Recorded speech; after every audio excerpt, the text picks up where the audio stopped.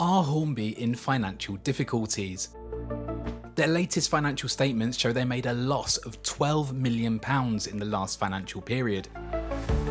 Net debt is the highest it's been for a decade at 14 million, and in November 2023 their share price fell to its lowest ever value. In the last 10 years they've accumulated net losses of over £57 million. In this video we take a closer look at the figures, review the business strategy and ask what the future looks like for Hornby.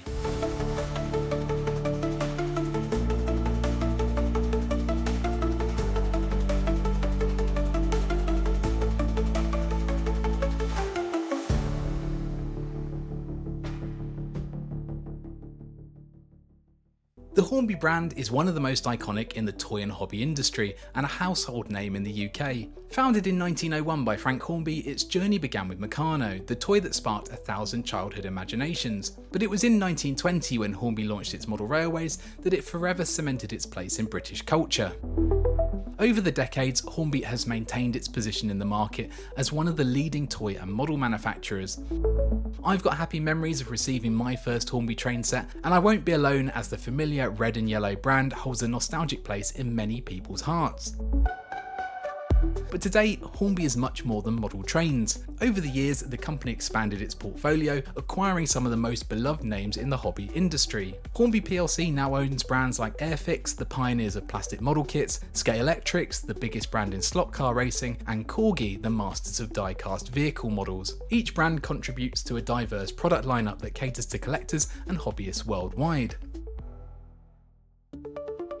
However, although the Hornby name is well established in the public consciousness, its financial situation behind the scenes has not always been successful.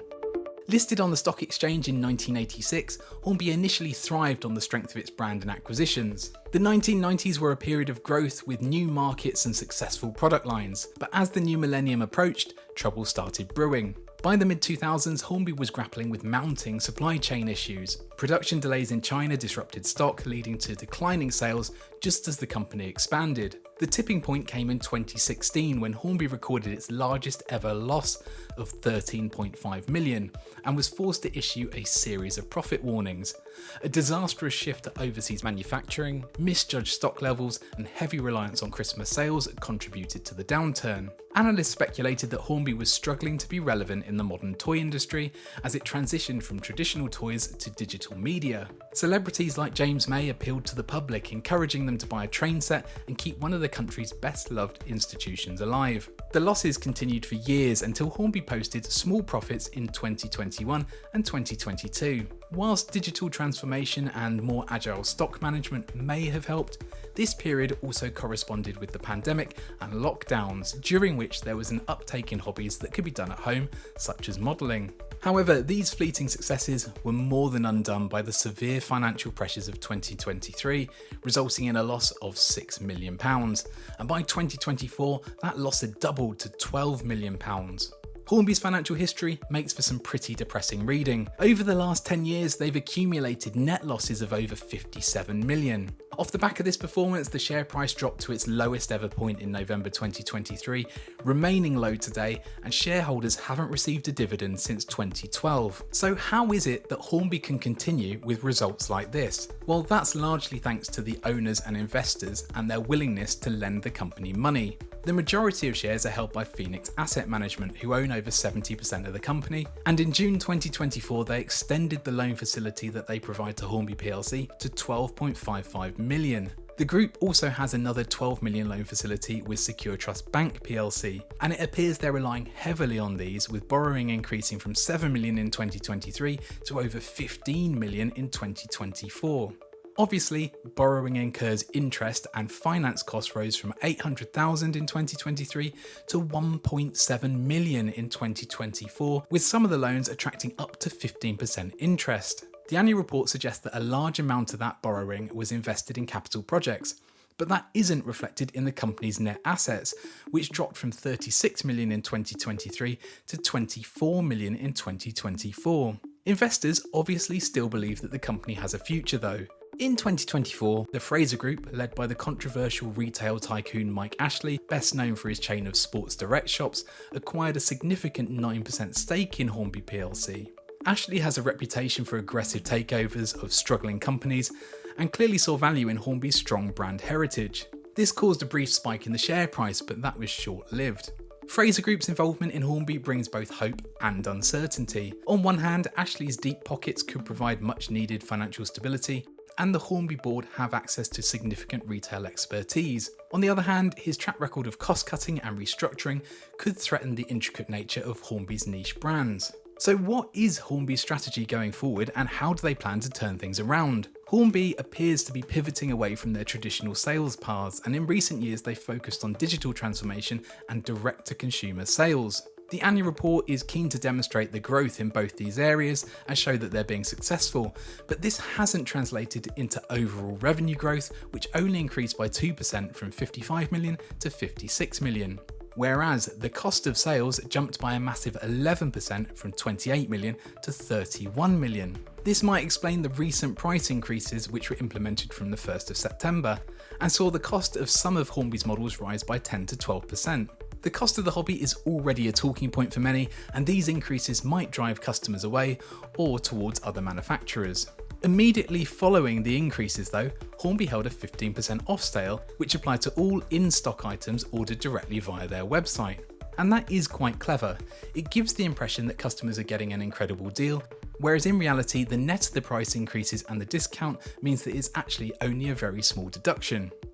And crucially, this only applied to in-stock items, and that starts to address one of the other major problems that Hornby have. They've got far too much stock that they can't shift fast enough. Whilst revenues have stayed relatively stable since 2022, stock levels have increased by a whopping 30%, from 16 million to 21 million. The board are aware that this needs to be addressed, and despite listing it as a key priority last year, it appears that very little has changed. The issue that I've got with the direct sales strategy is that it seems to be at the expense of the traditional retail routes, such as model shops, who regularly report not being treated fairly under this system, with lower than expected allocations and delivery delays. And are Hornby really set up to handle direct sales? If I order something online from a model shop, I can expect to receive it within a couple of days, whereas I ordered something direct from Hornby 4 days ago and it's yet to even be dispatched. If direct sales is the strategy, then Hornby need to up their game to be competitive. The push for direct sales and digital marketing has come at a cost, so whilst savings might be made by cutting out the traditional retailers, extra resources required to support the increased demand on direct distribution to a significantly larger customer base. There's a lot of debate about what impact this strategy will have on the traditional high street model shop and the hobby as a whole. Another interesting strategic decision was to invest heavily in the creation of the WonderWorks next to the company's headquarters in Margate. The WonderWorks is described as a unique interactive adventure where you can get hands-on with Hornby's incredible models and kits, enjoy fascinating displays and discover the history behind Britain's best-loved toys and hobbies. I've not been, but it gets good reviews on Google, and the Net Promoter Score, which is a way of measuring customer satisfaction, is really good. What isn't clear is whether this venture is financially successful. One would assume it is because Hornby seem keen on replicating the WonderWorks in other locations. In the annual report, they say that the insurmountable challenge is that there is almost no opportunity to capture passing footfall or drive new footfall to a trading estate on the outskirts of Margate. They don't provide information on how many visitors they had, but clearly it's not as many as they'd like. The report suggests they're already evaluating options and timings for the next iteration of the WonderWorks, and they say it's likely they'll identify a location with higher footfall and create a commercial model that ensures the most effective allocation of capital. So despite the financial situation, they're clearly not planning to turn the taps off on expenditure, as demonstrated during the year. They made a significant investment in a company called Warlord Games that do tabletop gaming. They acquired the trade and assets of the Corgi Model Club, and they've got a continued commitment to support the new TT120 range, which will require long-term investment in tooling and marketing. A significant number of eggs were put into the TT120 basket, and whilst the annual report notes higher than expected demand, it'll be some time before we know if it's going to be a long-term success story. So there clearly is a strategy, but is it the right one? I'm not so sure. Personally, I think putting efforts into direct sales is risky. It means your own business customers are now also your competitors. And whilst it seems like the project is still a work in progress, it doesn't look like all the efforts made over the last few years have translated into bottom line success. I wouldn't be investing heavily in things like the WonderWorks. If, reading between the lines, it's not attracting the desired footfall now, then it would be quite the gamble to try again and invest in another location when cash isn't readily available. My experience is predominantly in relation to model railways, and I think a real risk not properly addressed by the annual report is the competition that seems to be growing at a rapid pace. The likes of Accurascale, Daypole, Rapido are consistently making better models than Hornby for lower prices and delivering them to market faster. Hornby have got the upper hand with their brand star power, but that might not last forever. And surely a top priority needs to be to reduce borrowing and bring financial costs down.